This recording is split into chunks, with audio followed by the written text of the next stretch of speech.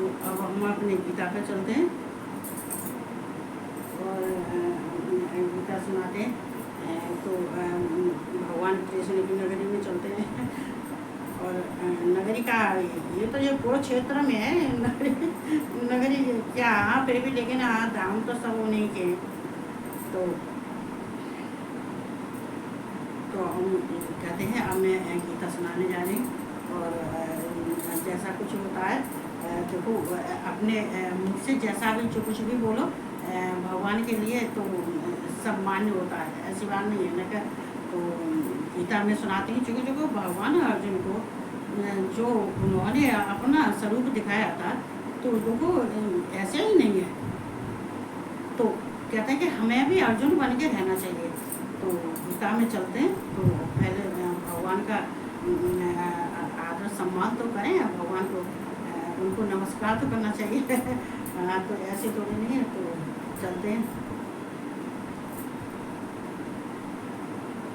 ओम कृष्णाय नमः, ओम वासुदेवाय नमः, ओम परमात्मने नमः, ओम गोविंदाय नमो नमः, ओम राधा वल्लभाय नमः।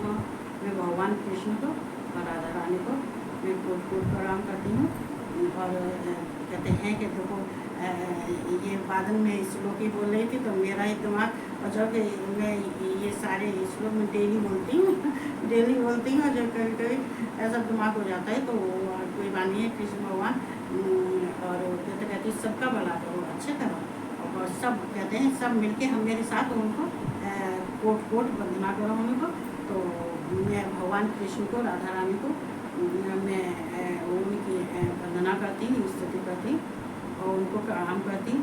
जो कुछ भी गलतियाँ हों उनको माफ़ कर देना और बस सद्बुद्धि देना और संसार वालों का उद्धार करना। और बहुत अच्छी हवा चल रही है, इतनी बड़ी प्यारी हवा चल रही है। ये कृष्ण ने नहीं हवा चलाई है। कृष्ण क्या देते हैं कि तुझे ज़्यादा गर्मी लगती है तो चल मैं तुझे लिए हवा चलाता हूँ। तो मैं इसके लिए भी बहुत बहुत धन्यवाद देती हूँ। और कृष्ण भगवान का ये आनंद के लिए कितना आनंद बरस रहा है। मैं तो गर्मी की वजह से मरे जा रहे थे, इतना आनंद बरस रहा है कि इतनी बारिश हो रही है, ठंडी ठंडी हवा चल रही है। तो ये किसकी मेहर है?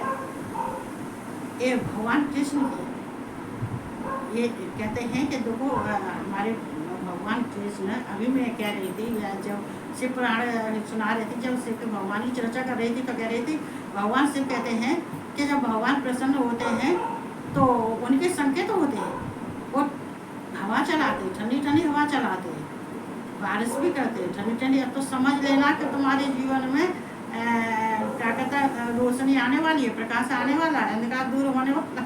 तो हम चलते हैं। तो देखो अब देखो ये कृष्ण, अरे अर्जुन को जब उन्होंने दर्शन दिए थे तो ऐसे ही नहीं दिए थे। देखो उन्होंने अपने रूप को जब उनको दर्शन देने के बाद में जो अपना विराट रूप जब उन्होंने दिखाया तो कृष्ण वो अर्जुन तो चकाचौंध रह गए। क्यों कि उसमें तो जो कहते हैं कि जो महाभारत में युद्ध होने की जो युद्ध हो रहा था होने का था वो सब दिखाया। आकाश से लेके पाताल तक, स्वर्ग तक सब कुछ उनको दिखा दिया। अब मैं इसको कहूँगी चूँकि कृष्ण को भी ये उम्मीद नहीं थी। भगवान कृष्ण कहते हैं कि तू इन आँखों से संसार को तो तू देख लेगा, संसार में तो तुझे मुझे देखा, लेकिन मुझे मेरा विराट रूप देखने, ज्ञान तो मैंने तुझे दे दिया, ज्ञान में तो तू परिपक्व हो गया और ज्ञान में तू चरम सीमा पर पहुंच गया। ज्ञान तो तू, ज्ञान से तू मुझे देख सकता है, मुझे पहचान सकता है, मैंने इतना तुझे ज्ञान दिया है। लेकिन जो मेरा विश्व रूप है उसे देखने के लिए तो तुझे दिव्य दृष्टि ही देनी पड़ेगी। तो उसको देखने के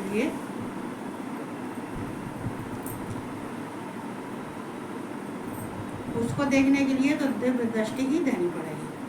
क्यों दिव्य दृष्टि देनी पड़ेगी कि तेरे जो नेत्र हैं वो संसार को देख सकता है, मेरे विराट स्वरूप को नहीं देख सकते।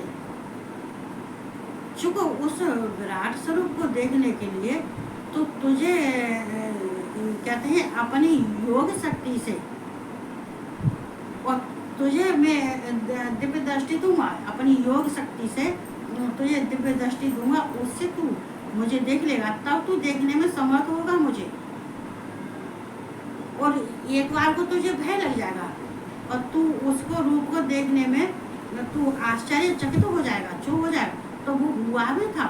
कहते हैं अर्जुन को उनका रूप जो युद्ध में होने वाला था वो भी सब दिखाई दिया। जो अर्जुन खड़े थे, संसार में अर्जुन खड़े थे, वो सब दिखाई दिए। अर्जुन और संसार के जितने भूत प्राणी थे वो सब दिखाई दिए। सारे देवता दिखाई दिए, सारे रंग दिखाई दिए, सारे वर्ण दिखाई दिए। तो वो तो कहते हैं कि पाताल से लेकर स्वर्ग तक ये सारी दिशाओं में उन्होंने जो अर्जुन ने देखा। तो अर्जुन ने चूंकि अर्जुन कह ही रहे थे कि अर्जुन तो ये इच्छा थी क्या मैं तुम्हारा जो विराट स्वरूप है उसको भी मैं देखना चाहता हूँ। तो कह रहे कि तू कहते इससे तू मेरी ईश्वरी शक्ति योग शक्ति को देख। कहते हैं इसी से मैं तुझे दिव्य अर्थात अलौकिक चक्षु देता हूँ। मेरी तू ये देख, मेरी ईश्वरी शक्ति देख, मेरे प्रभाव, मेरे गुण, मेरी ईश्वरी शक्ति, मेरा बल, ऐश्वर्य, मतलब ये तू सब देख, मेरा तेज, ये सब तू देख। तो इसको देखने के लिए तुझे तेरे ये तेरी जो नेत्र हैं, चक्षु हैं, ये काम नहीं करेंगे, इनसे तू नहीं देख पाएगा। क्योंकि देखो जो महाभारत में युद्ध हो रहा था, कौरव और पांडव में हो रहा था, तो ये व्यास जी ने, वेद व्यास जी ने धृतराष्ट्र को दिव्य दृष्टि दी थी। उसी तो संजय पे बताते थे, वो धृतराष्ट्र देखते भी रहते थे क्या हो रहा है, क्या हो रहा है। तो अब जब इसमें लिखा है देखो संजय ने धृतराष्ट्र को सावधान किया। चूंकि धृतराष्ट्र को ये कृष्ण के बारे में ज़्यादा कुछ नहीं मालूम था, बस उनको ये तो मालूम था कि ये भगवान हैं कृष्ण, लेकिन उनके ऐश्वर्य बल और उनकी योग शक्ति ये सब उनके बारे में उनको नहीं पता था कि ये योग शक्ति क्या है, ये ऐश्वर्य कृष्ण का क्या है, ये प्रभाव क्या है, ये बल कितना है। इसकी था तो कोई नहीं ले पाता, कोई नहीं ले पाया, उनकी था तो किसी ने ले ही नहीं पाई। तो इसमें देखो कह भी रहे, ये मुक्ता ततो राजन महायोगेश्वरो हरे दर्शना मास पाठाय परम रूप में शरम। देखो संजय कह रहे हैं, संजय धृतराष्ट्र को सचेत कर रहे हैं, ये मुक्ता ततो राजन महायोगेश्वरो हरे। संजय कह रहे हैं ये राजन महायोगेश्वर सब पापों, मैंने महायोगेश्वर को देखा है। धृतराष्ट्र तो कह रहे हैं कि मैंने महायोगेश्वर को, योगेश्वरों के भी योगेश्वर हैं, महायोगेश्वर हैं, वो शक्तिमान हैं, उनके अंदर बल है, उनके अंदर ऐश्वर्य है, उनके अंदर तेज है, ये सब मैंने देखा है। धृतराष्ट्र संजय कह रहे हैं ये सब मैंने देखा है अपनी आंखों से। क्योंकि जब अर्जुन से बात कर रहे थे तो मैंने तब उनकी बातें भी सुनी है और उनको देखा भी है मैंने।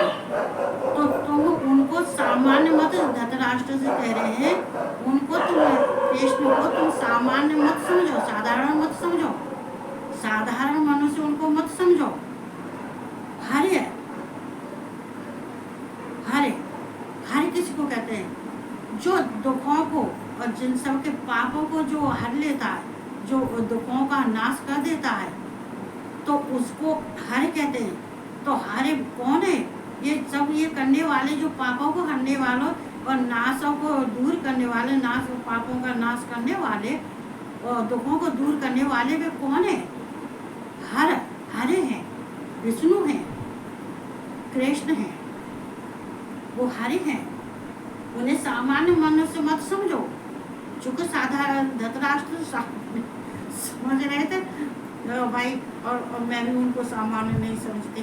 कहीं कभी लड़ लेती, सब गुस्सा रख लिया ना तो मैं पूजा पे लड़ लेती हूँ उनसे, पर लेकिन साधारण तो मैं भी नहीं समझती। साधारण कहाँ से समझोगे, सबका दिमाग ही घुमा देते भाई। दिमाग घुमाने हो तो परफेक्ट है। मैंने सारे देवताओं में से एक देवता मैंने ये ही देखे हैं जो दिमाग घुमाने वाले। सच में बताती हूँ, मेरा तो आए दिन दिमाग घुमाते रहते। मेरा तो दिमाग बहुत ही, इस जीवन में तो घुमाया, पिछले जीवन की तो नहीं मुझे मालूम है, इस जीवन में तो बहुत दिमाग घुमाते हैं, बहुत ज़्यादा। इनकी चर्चा तो फिर किसी दिन करूँगी मैं अपनी इससे जो है। तो यहाँ कह रहे हैं कि, तो कह रहे हैं साधारण मनुष्य उनको मत समझो। कहते हैं पापों को नाश करने वाले भगवान ने इस प्रकार कहकर उनसे कहा था कि तू हे अर्जुन, मैं योगेश्वरों का भी योगेश्वर हूँ। मैं सबको जितने सबके पाप हैं उनका नाश करने वाला हूँ। तू जो वो स्वरूप में देखेगा, मैं तुझे वो स्वरूप दिखाऊंगा। भगवान ने इस प्रकार कहकर उसके पश्चात अर्जुन को परम ऐश्वर्य युक्त दिव्य स्वरूप दिखलाया। भगवान ने फिर उनको कहते कि अर्जुन को सांत्वना दी और अर्जुन से कहा था, अर्जुन तू देख, मैंने अपनी योग शक्ति से तुझे शक्ति दी है। मैंने अपने तेज से तुझको तेज दिया है, तभी तो दिव्य दृष्टि होगी। और मैंने वो तुझे दिया है जो कहते हैं लौकिक चीज, अलौकिक चीज तू देखेगा। और उसके पश्चात और फिर संजय धृतराष्ट्र कह रहे हैं, फिर उसके पश्चात अर्जुन को परम ऐश्वर्य युक्त स्वरूप दिव्य स्वरूप दिखाया। फिर अपने ऐश्वर्य युक्त मतलब ऐश्वर्यों से युक्त अपना उन्होंने दिव्य विराट स्वरूप दिखाया। और वो विराट रूप देख के अर्जुन चकित हो गए थे, आश्चर्य में पड़ गए थे। और मैं ये उनका स्वरूप मैंने भी देखा था, मैं देख रहा था और वो कह रहे थे तो मैं सुन भी रहा था। तो उनको धृतराष्ट्र तो कह रहे सामान्य मत, साधारण मनुष्य मत समझो, वे मनुष्य नहीं है, वो भगवान है, वे ऐश्वर्यों के भी ऐश्वर्य। वो कहते हैं कि वो अभी योगेश्वरों का भी महायोगेश्वर हैं, वो अंतर्यामी है। तो यहाँ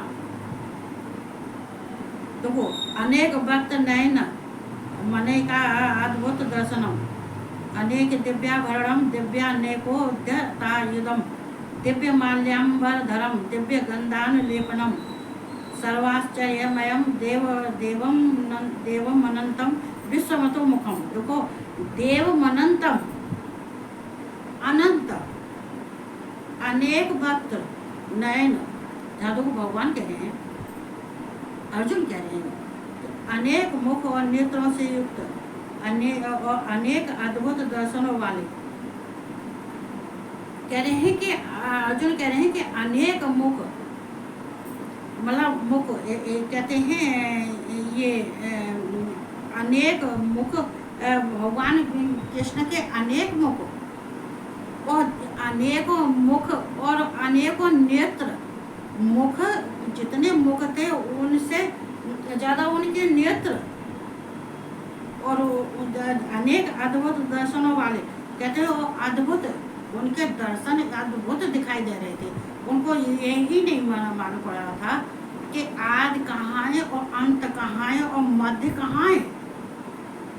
कहते अनेकों मुख वाले और मुख वाले और नेत्रों वाले। देखो नेत्र, यहाँ भगवान कृष्ण के नेत्र कौन से थे? ये सूर्य और चंद्रमा, दो नेत्र। भगवान से भी कितने? तीन, सूर्य और चंद्र और अग्नि। भगवान कृष्ण क्या है? दो, सूर्य और चंद्र। ये सूर्य और चंद्र ये दो आंखें और इनके अंदर तो अनेकों आंखें, अनेकों मुख से युक्त। मैंने तुम्हें देखा अनेक अद्भुत दर्शनों वाले और अद्भुत दर्शन दिखाई दे रहे थे वहाँ पे, बहुत अद्भुत दर्शन दिखाई दे रहे थे, बहुत से दिव्य आभूषणों से युक्त। कहते हैं देखो ये इसमें अन्य के दिव्याभरण, तो यहाँ कह रहे हैं बहुत से दिव्य आभूषणों से युक्त, मतलब उनके बहुत दिव्य माने श्रेष्ठ, और जितने क्या कहते हैं उनके वस्त्र थे, भूषण थे, जितने थे उनसे भी और सुंदर, तेज,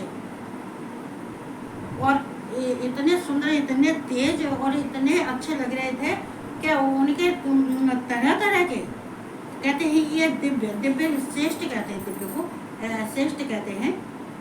तो यहाँ अद्भुत दर्शन तो कहते हैं दिव्यानेकोद्यता एकदम, और उन्हें दिव्य अनेकों तरह के आभूषण थे, शरीर पर शोभामान थे, बहुत सुंदर लग रहे थे, और तरह तरह के आभूषण थे, और आभूषणों से भी श्रेष्ठ, दिव्य माने श्रेष्ठ, और उससे भी सुंदर आभूषण। तो यहाँ 2 बार लिखा है, दिव्य आभूषणों से युक्त, दिव्य श्रेष्ठ, कहता है उनके जितने आभूषण थे उनसे भी श्रेष्ठ, और बहुत से दिव्य शस्त्रों के हाथों से उठाए। और देखो यहाँ पे देखो ये अनेकों तरह के वस्त्र, देखो भगवान कृष्ण को जानना बहुत मुश्किल हो जाता है। जब वो अपना विराट रूप दिखाते हैं तो उनके विराट रूप में कहीं से भी ये आकाश से लेके पाताल तक, स्वर्ग लोक तक, सारी दिशाओं में ये मतलब उनका रूप क्या कहते हैं, उनका रूप दिखाई देता, अनेक तरह का, भांत भांत का। उनको ये नहीं मालूम पड़ता है कि कहाँ से शुरू करें और कहाँ से अंत करें, ना शुरू का पता चलता है ना अंत का पता चलता है। चूंकि उनके विराट स्वरूप, विश्व स्वरूप, ये विश्व रूप, ये विश्व रूप है। तो यहाँ ये कहते हैं ये विश्व रूप जो क्या कहते हैं पूरे विश्व को अपने में समाहित कर रखा है, देवता, प्राणी, देवता, मनुष्य, और जितने भी हैं, ब्रह्मा, विष्णु, मतलब विष्णु ने खुद अपने को, देखो ये आगे आएगा, और बहुत से दिव्य शस्त्र। अब शस्त्र क्या है, उनके इतने हाथ थे, इतने हाथ थे, और उन हाथों में सब में अस्त्र शस्त्र थे। कौन से? शंख, चक्र, गदा, पद्म, इनसे कहते सारे हाथों में उनके शस्त्र थे। शंख, चक्र, गदा, पद्म, ये शस्त्र, ये तो अनेकों शस्त्र थे, और उनसे भी दिव्य दिव्य मतलब श्रेष्ठ शस्त्र हाथों में लिए उठाए हुए, सब हाथों में उठाए हुए थे, मतलब उनका रूप मालूम नहीं पड़ता। अर्जुन तो चकाचौंध हो गए थे, आश्चर्य पड़े थे। अर्जुन बताते हैं कि मैंने तुम्हें देखा था, और दिव्य गंध का सारे शरीर में लेप किए हुए, देखो नहीं, और दिव्य माला है, माला देखो दिव्य माला का होती है। एक तो माला होती है जो साधारण माला भगवान को पहनाते हैं, और जो मनुष्य भी किसी पद पर जाता है मिलते वो नहीं कहते हैं दिव्य माला, अलौकिक, तेज, जिनमें तेज था, उन मालाओं में तेज था, अलौकिक थी वो माला, अपने में बहुत। और कहते हैं कि इन सब मालाओं से श्रेष्ठ माला, तरह तरह के फूल, तरह तरह की माला थी, तरह तरह के माला, और वस्त्रों को धारण किए हुए थे। वस्त्रों को कहते हैं उनके वस्त्र, हम तो यही नहीं मालूम, सारे रंग के वस्त्र थे।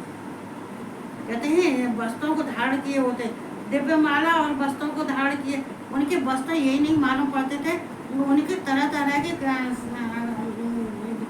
के रंगों के, बड़ों के उनके वस्त्र थे, इतने सारे उनके शरीर पर उन वस्त्रों से बहुत शोभावान लग रहे थे, बहुत सुंदर लग रहे थे। तो ये पहने हुए थे, और दिव्य गंध का सारे शरीर में लेप किए हुए थे, दिव्य गंध। तो कुछ सब में दिव्य आया, सब में दिव्य आया, दिव्य मालांबर धरम, दिव्य गंधानुलेपनम। तो ये दिव्य समय, ये दिव्य क्यों समय आया? ये अलौकिक है, ये दिव्य है, ये श्रेष्ठ है। ये साधारण जो चंदन लगाते हैं हम लोग, या भगवान के चंदन लगाते वो चंदन नहीं, साधारण चंदन नहीं है वो, इतना वो बहुत कहते हैं अलौकिक श्रेष्ठ चंदन है, जिसकी गंध कहते हैं कि जिसकी गंध से तीनों लोग सुगंधित होते हैं, वो अलग से ही चंदन होता है। तो कहते हैं भगवान की जो भी चीज थी सारी अलौकिक थी, सारी तेज और श्रेष्ठ थी, दिव्य थी, भिन्न थी, जो संसार की चीजों से सबसे भिन्न थी। तो यहाँ तो वो रह गए, कहते हैं सारे शरीर में लेप की, और जितने उनके अंग थे, जितने शरीर थे, सारे पर कहते हैं चंदन का लेप किए हुए थे। तो विश्व रूप था ये, इसको संसार में मतलब कहते हैं इसको विश्वरूप विराट। विश्वरूप का मतलब होता है कि उन्होंने तीनों लोगों को धारण कर रहा है, सारे देवताओं को, मनुष्यों को, और जितने थे सबको उन्होंने अपने उसमें शामिल कर रखा था अपने विराट स्वरूप में। और कहते हैं अर्जुन तो तभी चकाचौंध पूछते थे। अर्जुन ने देखा था कि अरे जो महाभारत युद्धम देखो कहीं आएगा, आगे आएगा। तो ये तो चकाचौंध इसलिए हो गए थे कि उनको तो ये मालूम पड़ रही थी कि ये जो महाभारत के युद्ध में क्या होगा और कैसे हो रहा है, क्या हो रहा है, मतलब सब कुछ उन्हें दिखाई दिया था, सब कुछ दिखाई दिया था। वो तो कहते हैं कि विष्णु जो जगत में, साधारण जगत में खड़े थे, संसार में खड़े थे, जो अर्जुन के सामने खड़े थे वो भी उसमें खड़े दिखाई दे रहे थे, वो भी खड़े दिखाई दे रहे थे। तो कहते हैं कि आश्चर्य चकित उनका सब प्रकार के आश्चर्यों से युक्त सीमा रहत और सब और मुख किए हुए थे, मतलब और उनकी कहीं सीमा नहीं थी, मतलब यहाँ इसमें सब प्रकार के आश्चर्यों से युक्त सीमा रहत, मतलब सब कुछ आश्चर्य था, सब देखने में आश्चर्य लग रहा था। अर्जुन कह रहे सब कुछ देखने में आश्चर्य लगा था, सीमा रहता, उनकी कोई सीमा नहीं थी, मतलब कोई देखने यही नहीं मालूम पड़ता था ये कहाँ से शुरू हुए और कहाँ इनका अंत होगा, कहाँ इनका मध्य, सीमा से बाहर थे, कोई सीमा ही नहीं थी, कोई मतलब यही नहीं मालूम कर पाते थे कि ये कहाँ खड़े हैं, कैसे खड़े हैं, कौन कौन है, इसमें क्या है, कहाँ से शुरू हुए, कोई कुछ उनको अर्जुन को तो कुछ पता ही नहीं, कोई नहीं देख पाता अर्जुन कुछ चलेगा। तो उन्हें सीमा रहते थे, उनकी कोई सीमा नहीं थी, सब और मुख किए। और एक सबसे बड़ी बात थी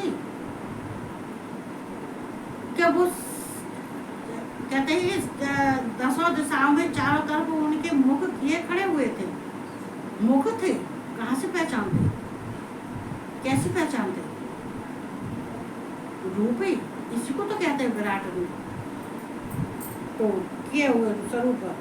और कहते हैं ये विराट स्वरूप परम देव परमेश्वर को अर्जुन ने देखा, इस विराट स्वरूप को अर्जुन ने देखा, इतने नेत्र, इतने मुख, सूर्य चंद्रमा तो आंखें इनकी हैं ही, लेकिन आंखों के अंदर और दिव्य दृष्टियाँ, इतनी दिव्य दृष्टि थी, इतनी आंखें थी, उनके अंदर भी आंखें थी, और सब कुछ ये जो कुछ भी देखा तो कह रहे परम देव परमेश्वर को अर्जुन ने देखा, और अर्जुन को दिखाया उन्होंने बड़े प्रेम से, बड़े भाव से उन्हें अपना स्वरूप दिखाया। क्यों दिखाया, वो अर्जुन से प्यार करते हैं, भाई कहते हैं, और उन्होंने कहा संबोधन भी किया भाई करके, कृष्ण ने ये भाई से संबोधन भी किया, उन्हें कहा ये भाई। तो यहाँ दिव्य सूर्य सहस्त्रस्य भवेद् पदत्तता यद्भात् सदसि भवत् सतस्तस्य महात्मना। आकाश में हजारों सूर्यों के एक साथ उदय होने से उत्पन्न जो प्रकाश हो वह भी उस विश्व रूप परमात्मा के प्रकाश के सदस्य कदाचित ही हो। मतलब हजारों सूर्यों से तुलना की है कि देखो आकाश में हजारों सूर्य के एक साथ उदय। और एक अचंभे वाली बात है, भगवान कृष्ण अर्जुन से कह रहे हैं, अर्जुन तूने संसार में इन आंखों से संसार को देख लेगा और तू अपने ज्ञान से भी मुझे देख लेगा, लेकिन संसार को तो तू उतने ही नजर से तो देखेगा जहां तक तुझे संसार दिखाई देगा। और संसार को देखने के लिए तू संसार में भ्रमण करेगा तब तू देखेगा। लेकिन जहाँ मैं एक जगह खड़ा हो गई, एक स्थान पे खड़ा हो गई, मैं तुझे सब कुछ दिखा दूंगा। तो वो सब कुछ दिखाया। देखो यहाँ वैसे ट्रांजिस्टर की भी बात करी है कि रेडियो, पहले रेडियो कहते थे लेकिन उसको ट्रांजिस्टर कहते हैं कि वो खबर देता है, हे अर्जुन देखे तू ऐसे मान, वो कहते हैं कि तू मुझको वो मत समझ कि जैसे कि मान लीजिए एक रेडियो है और वो समाचार सुनाता है, पूरी संसार के समाचार सुना देता है, सब जगह के सुनाता है, सब जगह के समाचार सुनाता है, जो जहाँ जैसा होता है वो और दूर दूर के भी सुनाता है। लेकिन वो सुनाता है जो तत्काल होता है वो सुनाता है। लेकिन वो कहते हैं कि वो प्रारब्ध का नहीं सुनाता है और ना ही भविष्य का सुनाता है, और ना ही एक जगह ठहर के जो चीज होती है, जो रूप दिखाया जाता है वो समाचार में नहीं सुनाया जाता, दिखाया जाता, रेडियो नहीं, वो नहीं दिखाया जाता है। दूरभाष तो है लेकिन वो इतना नहीं दिखाया जाता। तो तू उसको मत समझ, जब तूने जो मैंने तुझे ज्ञान दे दिया वो तूने सुन लिया, तूने सब जगह देख लिया, सबकी बात सुन ली, ऐसा नहीं है। इसको देखने के लिए तो तुझे बहुत अभ्यास करना पड़ेगा और तुझे इसके लिए अपना मन बनाना पड़ेगा, जिससे कि तू आश्चर्य के चक्कर में तुझे भय न हो जाए। तू डर मत जाना भाई, तू डर मत जाना। तो यहाँ आकाश में हजारों सूर्यों का एक साथ, वो मेरा रूप उनका इतना तेज था, अर्जुन कह रहे कि हजारों सूर्य एक बार जितनी रोशनी एक साथ उदय होने पर जो उत्पन्न होने को जो प्रकाश हो, मतलब एक साथ जो हजारों सूर्य एक साथ अगर उत्पन्न हो जाए और प्रकाश फैलाए तो उतना एक प्रकाश नहीं होगा जितना कि भगवान कृष्ण ने अपने विराट रूप में अपनी शक्ति का, अपने वीर का, अपने ऐश्वर्य का, अपने क्या कहते हैं उसका शक्ति का, योग शक्ति का, प्रकाश का, जो उन्होंने उसका प्रदर्शन किया है, जो दिखाया है, तो वो उनके अंदर वो और ही बात है। कहते वो भी उस विश्वरूप परमात्मा के प्रकाश के समान कदाचित ही हो। मतलब भगवान ऐसा वो रूप था, ऐसा उनके वो था कि शायद ऐसा वो उनके कहते हैं परमात्मा के प्रकाश के समान कदाचित हो। मतलब विश्व रूप परमात्मा का इतना उनके अंदर प्रकाश था कि अगर करोड़ों सूर्य एक साथ अगर उत्पन्न होते हैं तो अभी उनके अंदर इतना प्रकाश नहीं होता जितने के विराट रूप विश्व रूप भगवान परमात्मा में उससे ज्यादा प्रकाश था। तो यहाँ क्या है, तो ये कहते हैं कृष्ण ने भगवान अर्जुन को, जो भगवान ने अर्जुन को जो दिखाया है ये विराट रूप, ये क्या है, देखो हर एक किसी को नहीं दिखाया जाता है। और इस बात को कृष्ण कहते हैं, कि अर्जुन हर एक किसी को नहीं दिखाया जाता, जो मैंने तुझे ज्ञान दिया वो हर एक किसी को नहीं दिया जाता। ये सारी रहस्य बड़ी, अब उन्हें जो अपना विश्व रूप दिखाया था, विराट रूप दिखाया था, बात ये रहस्यमयी बात नहीं है, और किसी को तो नहीं दिखा सकते ना, ये सब रहस्यमयी। क्यों ये भगवान ने इतना सब कुछ क्यों किस लिए कर रहे थे? क्योंकि ये संसार में जो अधर्म फैला था वो अधर्म का नाश करने के लिए, धर्म की ध्वजा फहराने के लिए उनने अर्जुन को उतना परिपक्व किया, उतना तैयार किया ज्ञान से, स्वरूप से, कि अर्जुन धैर्यवान हो गए और बलवान भी हो जावे, और मेरी प्रतिभा को सब देख के मेरे द्वारा ज्ञान दिए हुए को अगर उसके सब कुछ समझ लेगा तो धर्म की कहते हैं कि विजय होती है, युद्ध में इसकी विजय होगी। कहते हैं कि धर्म की स्थापना करने के लिए हमें अर्जुन और द्रौपदी की उनको बहुत आवश्यकता थी, और अर्जुन को यहाँ तक लाने में भगवान कृष्ण जो समर्थ हुए हैं, जिस तो वो कोई नहीं हो सकता है, वो ज्ञान देने में कोई नहीं हो सकता है। सब कुछ सब तरह से उन्होंने कहते हैं कि ज्ञान लेने वाला ज्ञान देने वाला, अगर ज्ञान लेने वाला कहते हैं कि उसका मन इंद्रियों साज, कहते हैं इसमें भी कहते हैं कि भगवान कृष्ण कहते हैं तू अपने मन इंद्रियों को तो वो ही देख पाएगा भगवान कृष्ण को जो इसको चारों, जब वो अपने को क्या कहते हैं अपना बैलेंस बना लेता है, जो बैलेंस बनाएगा। एक बताओ, ये कहते हैं हमारे पास 4 दिशा है, और 4 दिशाओं में अगर हमको कहीं बीज फैलाना है 4 दिशा में तो क्या करेंगे? शक्ति तो बैलेंस बनाने वाली है, तो ये तो बहुत साधारण सी बात है, इसको तो सभी समझ सकते हैं, और ये समझने योग्य बात भी है। देखो अगर हम किसी चीज़ को, किसी बीज को रख लो या किसी को, या हम शक्ति हमें कहाँ से लेनी चाहिए, कैसे शक्ति आएगी? एक बीज है, मतलब हमने एक बीज करके हमने 5 बीज लिए, 4 बीज हम चारों दिशा में डाल दिए, पूरा पश्चिम उत्तर दक्षिण डाल दिए, एक बीज हमने ऊपर को उछाल दिया, एक बीज हमने ऊपर को उछाल दिया, तो चारों दिशाओं का बैलेंस बन गया, और जो ऊपर हमने उछाला है तो कहते हैं भगवान की शक्ति भी प्राप्त हो गई। तो भगवान की शक्ति कैसे प्राप्त हुई? कि तुम्हारा बैलेंस बन गया, कि तुमने बीज को बराबर मात्रा में डाला था, बराबर चारों दिशाओं में डाल दिया, उनको तुमने उतने ही ऊपर तक ऊपर उछाल दिया, तो तुम्हारा बैलेंस बन गया। बैलेंस बन गया, जिसने बैलेंस बना लिया उसको भगवान की प्राप्ति हो जाती है। कहते हैं हमारे मन इंद्रियों को और हमारी कामना वासनाओं को, जिसने काम वासनाओं को, इंद्रियों को और मन को, सबको उसने जीत लिया है, वो ही कृष्ण को पा सकता है, वो ही भगवान शिव को पा सकता है। जो काम वासनाओं में और अपने इंद्रियों के बहाव में बहेगा, उसके सारे द्वार बंद हो जाएंगे,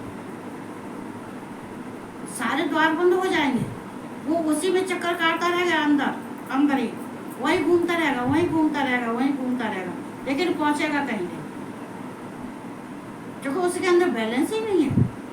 हमें भगवान तक पहुंचने के लिए अपने को बैलेंस करना होता है, मन बुद्धि से, इंद्रियों से। जो ज्ञान कृष्ण अर्जुन को दे रहे हो, ज्ञान प्राप्त करने के बाद में बैलेंस से तो अपने आप ही हो जाता है। तो बस इतना ही बोलूँगी मैं। इतना बोलने के बाद में देखो हमें कृष्ण से ज्ञान लेना चाहिए। देखो बिना जो ज्ञान नहीं है तो उसका जीवन बेकार है, क्योंकि अज्ञानी कहाँ तक भ्रमता रहेगा। ये कहते हैं कि उधर गया अज्ञानी तो उसने धक्का मार दिया, उधर गया तो उसने धक्का मार दिया, क्योंकि उसके स्वाभिमान को भी ठेस पहुंचता है अज्ञान की वजह से। लेकिन वैसे अच्छा है, लेकिन उसके अंदर ज्ञान नहीं है। जब ज्ञान नहीं है तो आगे कैसे बढ़ेगा? तो हमें गीता का एक प्रश्न हो चाहे आधा प्रश्न हो हमें पढ़ना चाहिए। और देखो बहुत ठंडी आवाज़ चली है, इतनी बढ़िया। मैं थोड़ी सी खाना वाना खा के मैं थोड़ा सा तीसरी मंजिल को बोलूँगी, बहुत अच्छी आवाज़ यहाँ तो एक कभी एक मिलता है जो है, तो बस इतना ही बोलूँगी। इतना बोलने के बाद में भगवान के शरण में रहना चाहिए, भगवान से ज्ञान लेना चाहिए और भगवान शिव से मुक्ति मांगनी चाहिए। ये दोनों तुम्हारे जीवन में आ गए, और राधा और माँ जगदम्बा, ये 4 तुम्हारे जीवन में आ गए। कहते हैं कृष्ण अपनी शक्ति के संग और भगवान शिव अपनी शक्ति संग, तो तुम्हारा उद्धार निश्चित है। तो इतना ही कहते हैं, सब अच्छे से सो, अच्छे से रहो, ठंडी ठंडी हवा खाओ, और सबको राधे राधे। और सबको जय श्री कृष्णा और सबको गुड नाइट।